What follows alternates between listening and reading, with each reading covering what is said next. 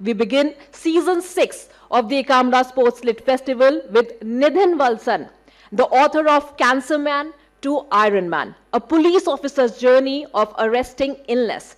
Unfiltered and honest, the book lays bare the emotional core of his battle, the network of love that buoyed him, and the rigorous mental and physical training that sustained his unwavering spirit. Steering the chat with him is Vishnu Shankar, an experienced journalist who has formerly worked with BBC World Services, NewsX, and News9. So, as I was saying, Sandeep has chosen wisely. He's given me a real hero to speak to. Nidhin Valsan is an IPS. Presently, he is working in Delhi as a Deputy Commissioner of Police. He was diagnosed with cancer, not once, but twice in the last 4 years.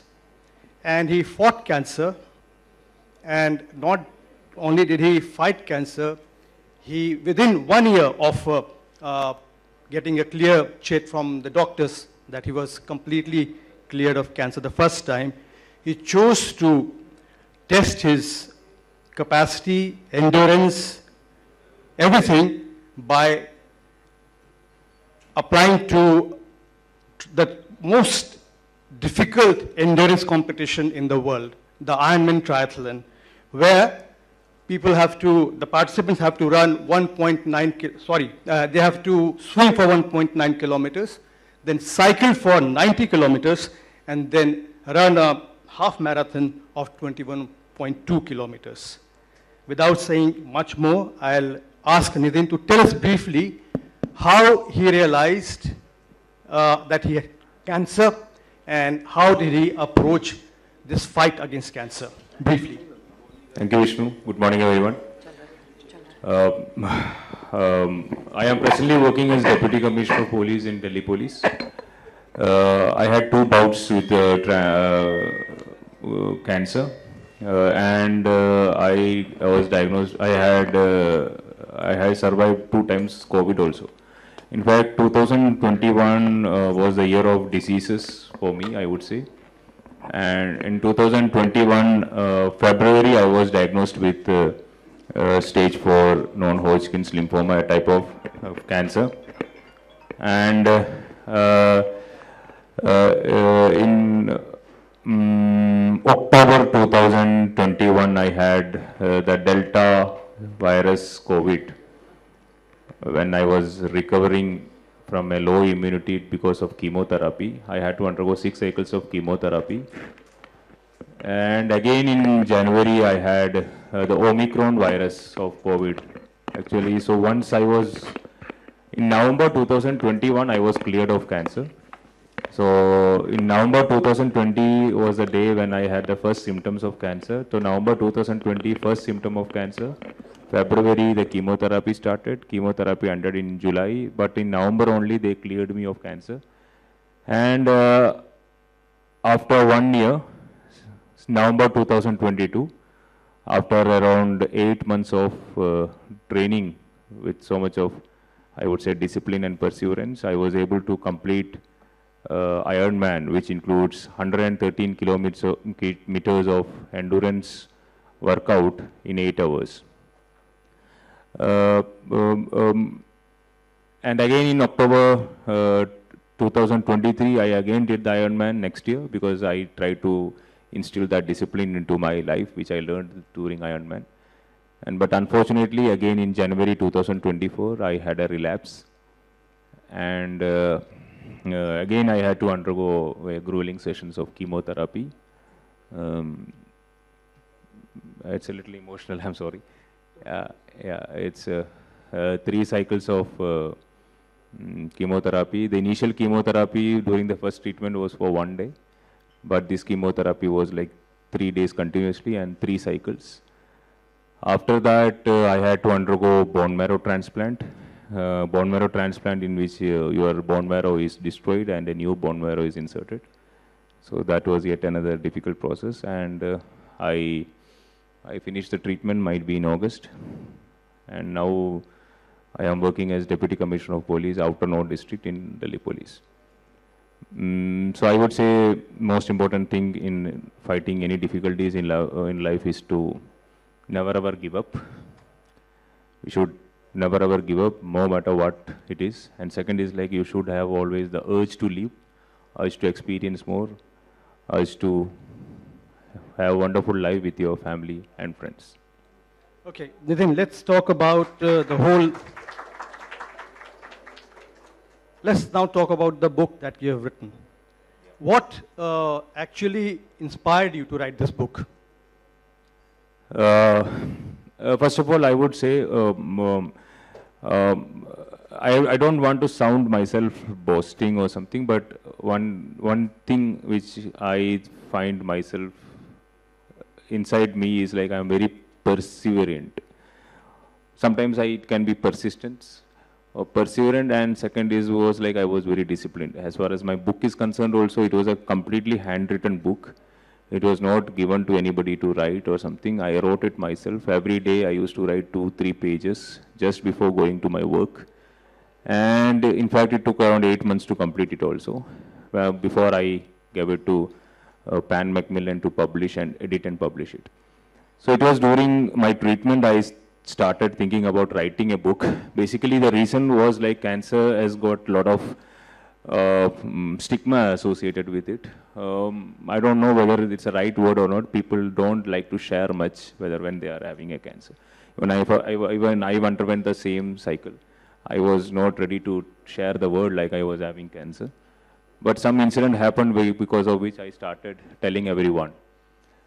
So once I started the treatment of cancer, it was very difficult. We don't know what is cancer. We don't know what is a treatment. We don't know what is chemotherapy. We don't know what are the side effects. We don't know how long it is going to happen. We don't know what is going to happen. What about a career? And second question which makes you difficult is the problems with your mind, which keeps chattering inside your head, why you got it.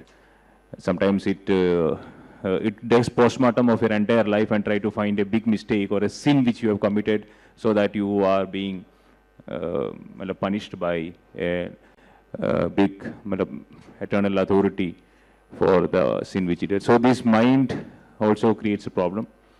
So, and during this phase, I actually got support from my friends who actually had survived cancer. I also didn't know like they were cancer survivors. When I told them like I am fighting cancer, then they also told they are cancer survivors. So they gave me a lot of guidance.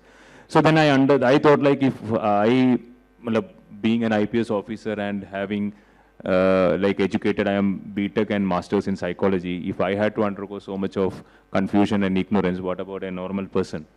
So I thought like I will start sharing this experience. That is when I started writing. I thought about the writing. One of my friends advised me to write. But what happened was like cancer treatment was so disturbing or devastating, I would say. Like I gave up that idea in between. So I gave up that idea, and later when I was back from the treatment, I thought of, actually I had put on a lot of weight, and I was thinking of doing something to reduce the weight. Then this idea stuck to me of Ironman.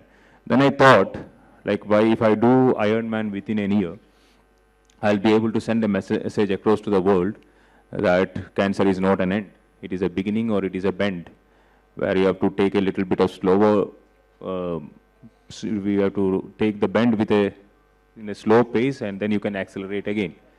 And when you have taken the bend, you can accelerate at a very big, fast pace so that you can achieve the speed which you were never able to achieve before that. So that is when I started thinking about writing the book and started preparing for Ironman. So when I started writing the book, I was not an Ironman. Okay, so I was writing the experiences which preceded me 3 months back. Okay, so let's just talk about a few things from your book. You write that when you discovered that you had cancer, you felt happy than sad. Why?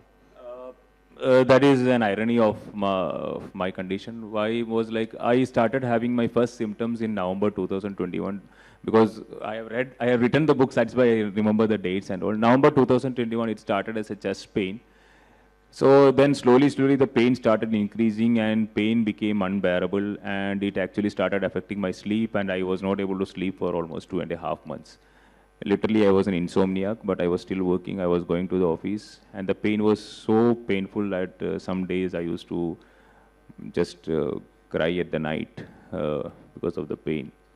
The pain was like it is somebody is going to cut you open through the chest, or sometimes it is like the sharp needles are coming out from the end of the fingers, or sometimes it's like your knee is so painful that you can't bend the knee. I still remember it was very difficult to sit in the toilet also. So, when I was going through this immense pain, I would be 35 at that age, 35. So, I was going through a lot of testing also. Like, obviously, everybody will get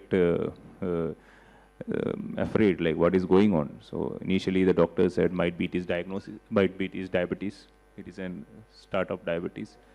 Then there was no diabetes. Then I underwent this neuro testing where I thought it is nerves problem because there was a tingling circulation. There was no nerve issue. Then they checked all the infections in the world, starting from AIDS, hepatitis, everything they checked, but there was no disease. So at the end of the day, like after 2 months of checking, so there is no problem with the body. So obviously the problem lies where? In the mind. Sure. So the medical fraternity was of the opinion, I wouldn't blame them, because it was my age and the symptoms which was confusing. So the medical fraternity was of the opinion like might be I am imagining the pain and I am undergoing any psychiatric issues might be. So I had to start psychiatric drugs also, so that I get relief, at least some sleep. But the pain was not going. So when I found out that it was cancer, I don't know, like human beings find situations which cannot be explained very difficult. So I was undergoing through a situation for 2.5 months which had no reason.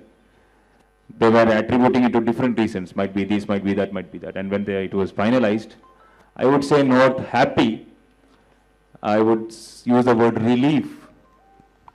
So I was relieved that this was a reason, but at the same time, it was difficult also. You also say that cancer affects your loved ones more than you. How did your family, your parents, your wife and children, when it was confirmed that you had cancer, how did they react to the news? It's an interesting story. In fact, if anybody here has got any relatives or anybody who has gone through this situation, they would understand more than the person who has undergone it, the patient. It is the dearest person who suffers the maximum. For example, if it's a husband, then it's a wife. If it's a wife, then it's an husband. If it's a son or a daughter, then it's the parents. And if it's the parents, then it's the children. And same with me also. So once I got to know, like I am having this, I had this tricky situation to how to convey it to my parents, because this was known to me and to my doctor only, like I had this. So next thing which came to my mind was like how I will convey them. So this doctor was my dear friend. His name is Ashish Benz. I call him Benz. He is my school friend and we grew up together. He is a gynecologist, not an oncologist or something, but he had friends. So we just met and he told you have cancer. And I told you the situations which I went through. I was relieved, then I was sad. Then the next point happened was like how to tell it to the parents and wife. So he came up, we thought like if we tell this directly to them, they will be disturbed or they will be also devastated. So we came up with an idea. We came up with an idea in which he told he will talk to the parents, not I will talk to the parents. So both of us rode to the home and I met my parents and he told my parents that Nidhin is already devastated and depressed. He has to undergo chemotherapy. He is very worried about his career. He is very worried about his life.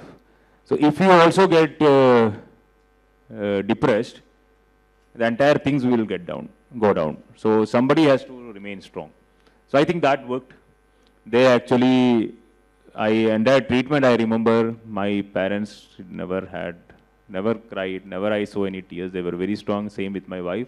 And that day in November 2021, when I was cleared of cancer, I still remember when I entered the house back from the PET scan report, she just burst into tears. So that was more of a happiness, I would say. Just in the passing, Nidhin thinks his father is very lucky for him. So everything that he does, he tries to get his father involved in it. And in the book, you would find interesting mentions, narrations of how he involved his father when he went to a temple during the process of his chemo to get the blessings of God. Nithin, you write about asking yourself and God, why did you get cancer? And you struggle to comprehend this. Yeah. Why did it befall you? Yeah. And then when you went for a chemotherapy session, and you had children and adults both in that ward, you immediately understood the logic of what was happening to you. In fact, I underwent my treatment in a government hospital.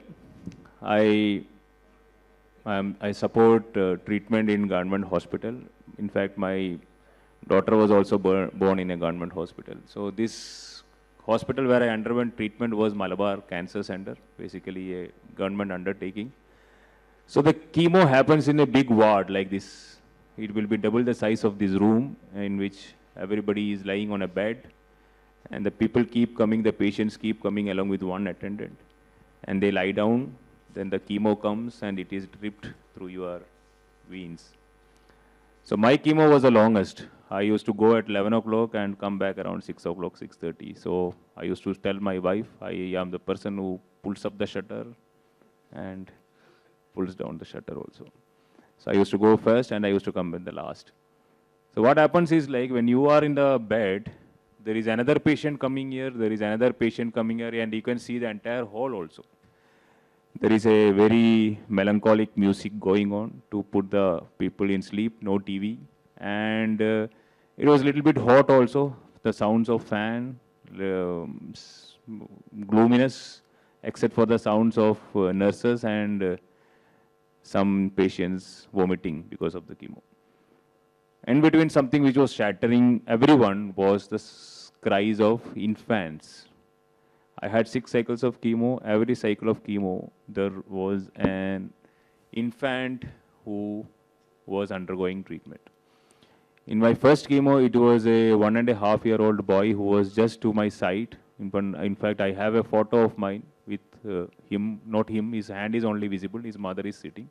It was a 1.5-year-old boy with blood cancer.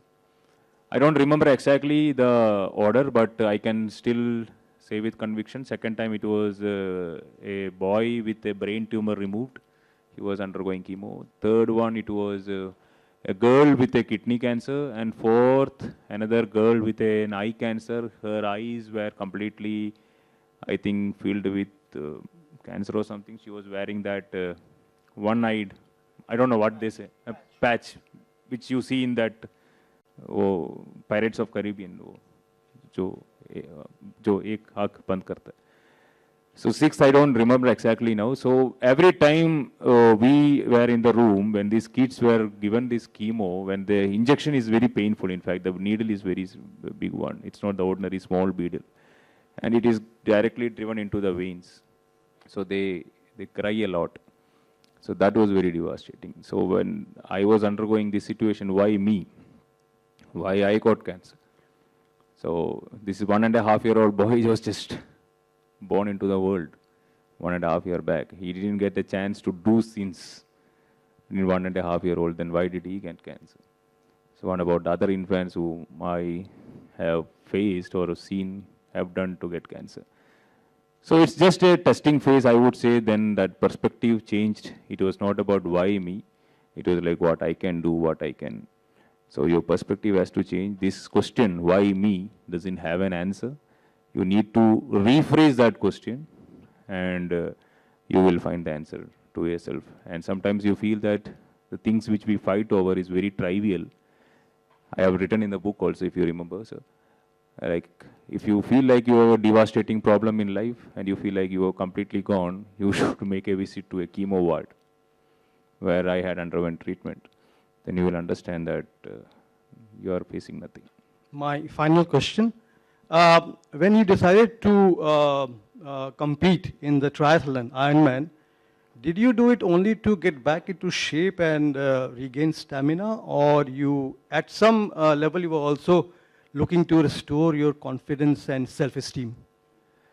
In fact, I'm a police officer, I'm an IPS officer. We are trained to remain fit. In fact, before getting into the IPS, I was not a person who can't even run more than 100 meters. But we are trained so much that we can run 16 kilometers at a stretch later.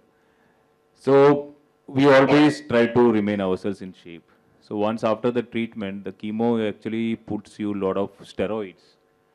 Not only because of the steroids, I had undergone COVID also, so the lungs had also gone for a toss.